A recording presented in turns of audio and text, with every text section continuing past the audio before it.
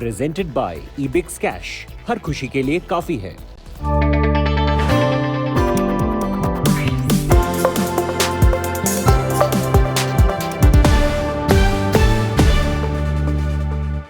Hello and welcome. You're with us here on Business Today. I'm Abha Bukaya. Here are the headlines tonight. Markets end December series on a flat note. Nifty at 17,200. Metal, oil and gas, realty stocks drag. Nifty Bank, the major index, to end in the green. Big relief for small businessmen as GST filing deadline extended by 2 months. Question is, will the government defer the hike in GST on textiles in the council meet tomorrow? Nirmala Sitharaman holds a pre-budget meeting with finance ministers of all states. Suggestions range from higher fund allocation to MSP for all agri-products.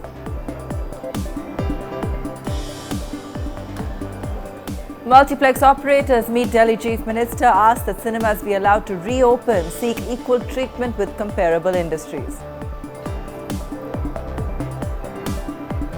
Election Commission rules out postponement of state polls, green lights crowds and rallies, even as centre confirms a sudden surge in COVID cases. Asks 8 states to take proactive action.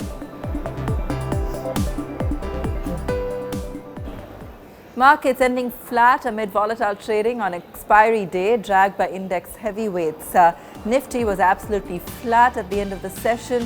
Sensex also shutting shop just shy of 57,800. In December, Sensex and Nifty were down nearly 2%. Nifty Bank underperformed, major indices down 6.2%. IT stocks dominated top index gainers in the December series. RBL Bank shed 35% after its management rejig and was one of the top F&O laggards.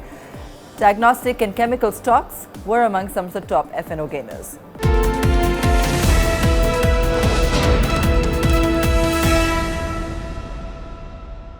It was a spectacular year for Indian equity investors. Sensex and Nifty posted their best gains in 13 years.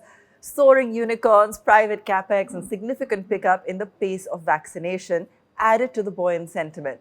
So where are markets headed in 2022? Are we looking at another volatile year or year of new highs? Let's find out with our market guru, Prashant Khemka, founder, White Oak Capital. Prashant, great to have you with us. And given thanks for having me here. And it's the question everyone's asking, isn't it? That can we expect a third year of rollicking returns, or are we heading into a period of volatility, uncertainty? But before we get to that, let's take a look at the year gone by. A majority of the big performers this year actually came from the broader markets. We don't even talk about it enough. We talk sometimes thematically. But share with us the kind of returns investors made when it came to gems in the mid-cap and small-cap space. Certainly. So as you pointed out, we had a second good year in the fairly strong double-digit return in the major indices, 20+% return. But the broader indices like small caps, BSE 500 or BSE small cap index is up more than 60% year to date. Mid cap is up nearly 40%, in contrast to large caps being up a little over 20% or so. So certainly you've seen many more large moves, 100%, 200%, some of them in the small cap space or mid cap space than in the large cap space. In a year like this, typically that's what you end up seeing. If you were to compare this year to some of the prior similar years, it would be like 2017, 2014. Those saw these kind of moves in the broader markets. So it's been a very strong year. And some of the sectors where you've had more of such moves is certainly this year has been good for domestic cyclicals. Many of these names that had been out of favor for quite some time, they've had a very good year after a long time. So be it real estate or industrials, but also global cyclicals, commodities, and so on have had some stocks have had very strong in this segment. And at the risk, this is at the risk of generalizing, though you could find such stocks in almost every sector. You also had IT services, mid cap, small cap IT services have a very strong year. Several names in the chemical space had very strong year. These are outside IT and chemical, would be outside of the deep or domestic cyclicals that I talked about earlier. So, Prashant, would you maintain the current mix, in your portfolio? Would you suggest to investors to shake things up a bit, given the kind of returns that one has seen across some of these segments? Where do you feel there's still potential for further upside? Where do you think it's time to cap gains? So see, I mean, year end is, while we as a society celebrate and all that, from a market's perspective, year end is no different than any other day or week or month of the year. It's a continuum, right? Businesses don't necessarily all of a sudden change around the year end or something. So our portfolio, there isn't any particular activity that the team undertakes that is different at year end than it is during the course of the year. So first, I just wanted to uh, lay that out there. Second, the team tends not to hardly ever would have a top down view on how the portfolio should look like. It's more an outcome of what we are finding from a bottom up perspective. Some of these areas that I mentioned, we don't have much allocation, but yet in other areas we have quite a lot of allocation, and that's an outcome of bottom up approach. And net, it's worked out well for the year, and there's so as such there's no year-end activity to talk about to reposition or anything portfolio. As I often say, the best position for the portfolio to be always in is one that never requires repositioning, and that's because we don't take much of a top-down view of the portfolio. Okay. What about, on that note, I still have to ask when it comes to the index, even if that's not so much something that you're looking at from a your own positioning point of view, as an expert and someone who's observing what's happening in the market right now, do you see any danger and any kind of collateral impact on the broader markets that we may have if there's any shakeup, given some of the uncertainty that we're seeing globally right now? Certainly. First of all, uncertainty has always been there. You tell me one time period Sure. over your career or my career, or anybody's career, where you did not have forward looking uncertainty. Sure. And that probably, when you felt there wasn't uncertainty, that's the time when you were struck with maximum uncertainty, quite possibly. Right? Otherwise, in hindsight, the year seems like a smooth ride up. But last year, remember at the end of 2020, there was a lot of uncertainty related to the pandemic and a whole host of other things. Yes. So that uncertainty is always there. So, with that in context, which is normal, I would say while we don't do or have top down allocations, yes, certain segments of the market, particularly the very small and micro cap end of the cycle of the market. And again, at the risk of generalization, there do seem to be some pockets which feel like are getting overheated. Okay. But I think that's fairly limited to certain small and micro cap segments of the market. I don't feel that way in, let's say, mid caps in general, or even small caps outside of those few pockets. Don't feel that way, and certainly not in the large cap segment. Okay. Prashant, what did you feel about the quality of the kind of companies that chose to go to the public markets over the last few months? Not just the tech names, but even across the board. We had massive subscription coming in for new age companies like a Map My India, or others when it came to the pharma and healthcare space. We've got companies coming in or announcing plans even in very beaten down pockets like media plexes and aviation, and that's another topic of discussion.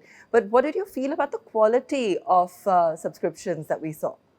So, about by and large, I believe we had a very healthy Okay. set of companies. Obviously, there's never 100%. In none of the years we have 100% great companies, but when you compare it over any year in the past, Yeah.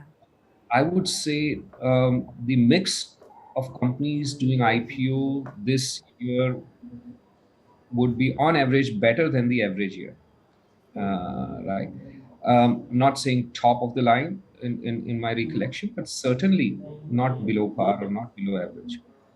Obviously, you can pinpoint one, two, three, or few companies when you have, many dozens of companies doing IPO that we might not have liked, but otherwise, uh, in general, the quality of companies, valuations, we can have separate discussion, but in terms of the companies and the business models, they're fairly healthy here, I would say, and I hope we have more of such years. Okay, so if you had to look back at 21, what would you outline as the one big theme? You know, as someone who's an experienced name in the markets and been watching and seeing some of these trends, over the last few decades, what surprised you? Was it perhaps some of the mega listings that we saw, the tech listings and the kind of valuations? Was it the fact that markets survived all the uncertainty as we just discussed? What to you was the one key outlier? So I would say, as an outlier, along the lines of what you're saying, and you mentioned yourself, Yes.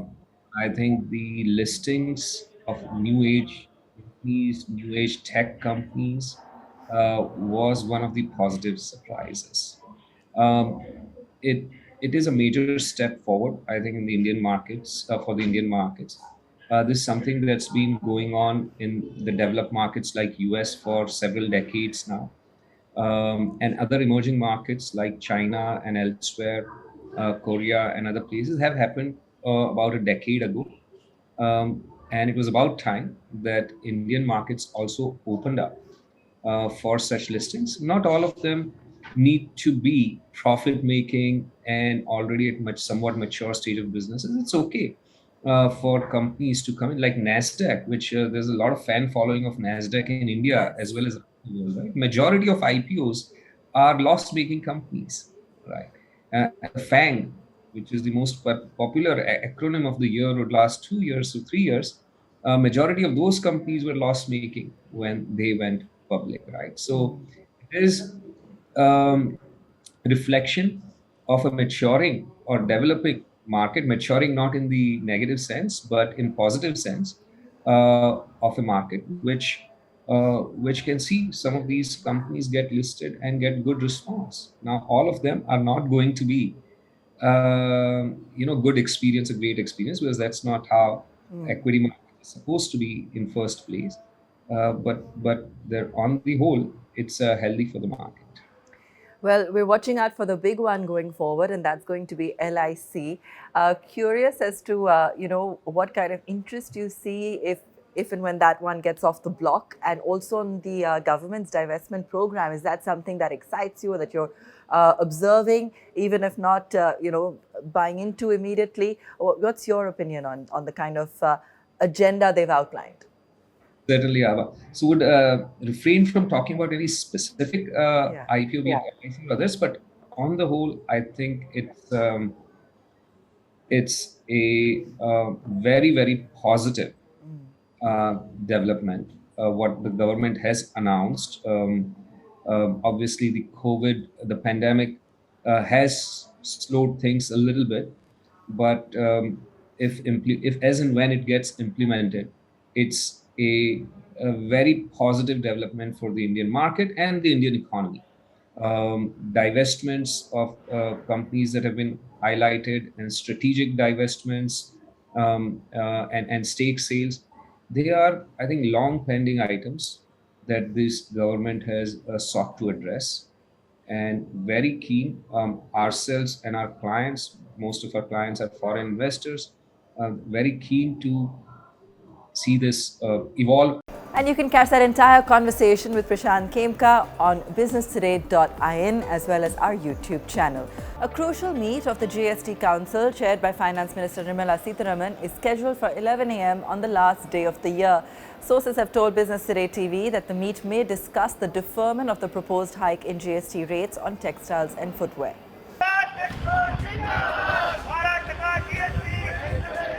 The biggest textile hub of India, Surat has turned into a hub of protest against the proposed hike in GST on textiles. The increase to 12% from the existing 5% is effective from the first day of the new year. Similar protests are being held around the country against the government's notification last month, which raised GST on textiles and footwear priced up to 1,000 rupees. The decision has been taken in the earlier GST Council meeting in September to correct an inverted structure in which taxes on several raw materials in textiles and footwear are more than the tax on the finished product.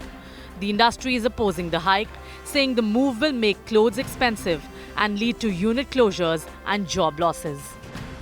1,000 रुपए से कम की दर का जो कपड़ा या जूता है उसे देश के 85% से ज्यादा लोग उसका उपयोग करते हैं, जिस पर फिलहाल 5% की कर दर है, जो अब 12% हो जाएगी। तो एक तरीके से ये निर्णय सीधा आम आदमी के ऊपर एक कुठाराघात होगा। 4 महीना पेमेंट की साइकिल जो है 4 महीना की है, 1 से 1.5 महीना वैल्यू एडिशन चेन में से कपड़ा निकलने में लग जाता है, 1 से 1.5 महीना प्रोसेस जॉब से निकलने लग जाता है। साल के 2 रोटेशन 1 करोड़ की सेल करता है तो 12 लाख सरकार को देना, कंटिन्यू 6 महीना पैसा नहीं आया तो पैसा कहां से लाएगा व्यापारी? इसमें छोटा व्यापारी सबसे ज्यादा सर्वाधिक त्रस्त होगा।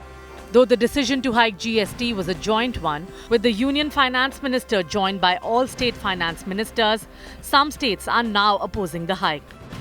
Former Bengal Minister Amit Mitra called the move a blunder and urged the Prime Minister to reverse it. एक व्यापारी जो किसी व्यक्ति को 1,000 रुपए के कपड़े बेचता है, 800 रुपए के कपड़े बेचता है, उसको अगर अपने ग्राहक को कहना पड़े अब आप 120 रुपए टैक्स दे के जाओ, वो भी ज़्यादा है। लोग बचते हैं, उतना नहीं देना चाहते हैं, नहीं दे पाएंगे, उनकी कैपेसिटी नहीं है। तो वैसे में ज़रूरी है कि इस फैसले को वापस लिया जाए।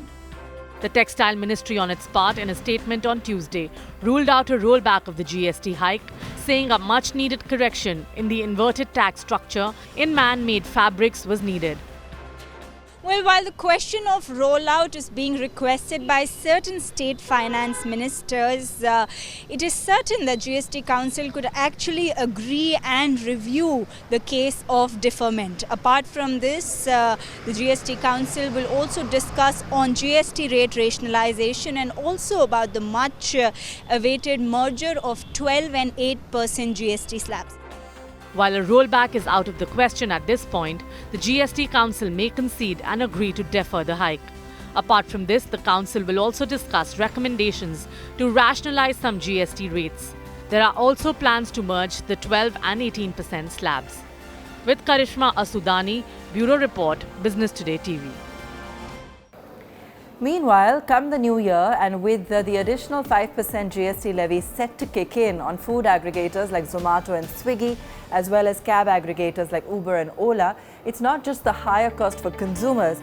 Even those food vendors who are currently outside the GST net will become liable to pay GST when they sell food through Swiggy or Zomato.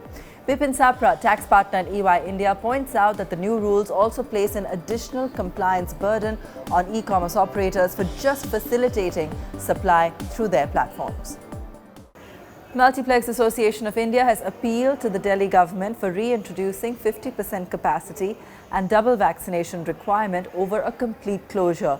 Watch this exclusive conversation that I earlier had with Kamal Gyanchantani, speaking on behalf of the Multiplex Association. Share with us what you've laid out as an association, to the authorities. Sure, Abba. We met with the Honorable Deputy Chief Minister of Delhi today in the morning. We highlighted the adverse economic situation which is being faced by the cinema exhibition business, but also the film business on the whole. And that's a result of multiple lockdowns that we've had since March 2020. We also shared with him that the yellow alert as per the graded response action plan, which the government has put in motion, Delhi government has put in motion in Delhi, has resulted in closure of cinemas. And that's the criteria of 0.5% positivity rate is it's a harsh and slightly impractical criteria to shut down a business activity. If we continue with the same trajectory of, following the graded response action plan, then over the next 15-20 odd days, 90% of business activities and institutions will come to a standstill, which would be the most unfortunate thing to happen because the whole world is grappling with a resurgence in COVID cases, but governments have come to this conclusion that businesses, COVID situation has to coexist. You need to find a fine balance between the two. You cannot have one at the cost of the other. So that's the point that we shared with him, but we also brought to his attention that in this particular case, specifically in Delhi, cinemas are not getting a fair and equal treatment as compared to the other out-of-home activities, which continue to operate with business as usual. And this with the backdrop of cinemas having already demonstrated an ability to operate safely for public and employees. Our ventilation systems have been enhanced. We've got enhanced hygiene, safety protocols, which have gone beyond the guidelines which have been advised by the government. And the fact that not a single COVID outbreak has been reported back to a cinema. Nothing has been traced back to a cinema in India. And not just in India, that's the situation globally. In fact, we shared a research report with the Deputy CM where we gave out details how cinemas have been studied globally in India, in Europe, in US. And most scientists and most people who participated in the research have come to this conclusion that there is a fairly low COVID transmission risk in cinemas when compared to the other out-of-home activities. With Collins Dictionary terming it as the word of the year, NIFT truly has made a mark this year. The 7-year-old blockchain asset arrived a bit late to the party, but it came with a bang. And what's more, they're just getting started. Will NIFT space go nuclear in 2022? Why are celebrities and brands jumping onto the bandwagon? Let's find out. Bitcoin, Dogecoin, Ethereum. While cryptos were the fad this year, 2021 was also the year when NFT fever took the world by storm. These non-fungible tokens gained popularity both among global and Indian icons. A lot of Indian celebs have thrown their weight behind NFTs. Right from Bollywood stars such as Amitabh Bachchan, Salman Khan, Sunny Leone, to cricketers like Yuvraj Singh and Sunil Gavaskar. Despite being conceived in 2014, NFTs truly came of age in 2021. NFT sales saw an exponential rise, soaring 68 times from $340 million in 2020 to generating over $23 billion in sales this year. This after the 7-year-old blockchain asset clocked in sales of only $41 million in 2018. Now let's take a look at the top NFTs this year. Topping the charts is the Merge by Park, which sold at a record $91.8 million, making it the most expensive NFT ever sold. Next in line is the artwork Every Days, the first 5,000 Days by Beeple, which garnered a whopping $69.3 million from the sale. Another piece created by Beeple, Human One, a sculpture with digital and physical components, sold for $28.9 million. Back home too, Big B's NFT collection was sold for nearly $1 million. The highlight was the Madhushala NFT collection, which sold for $756,000. This rapid adoption of NFTs is bound to grow next year. In 2022, NFTs will be even harder to ignore, with some of the world's biggest brands entering the NFT space. For Coca-Cola, Microsoft, Nike and Adidas, NFTs are becoming a new way to connect with fans. While NFTs became one of the hottest tech trends of the year, will we see an NFT explosion in 2022? And that's where we leave it on the show today. Thanks so much for watching.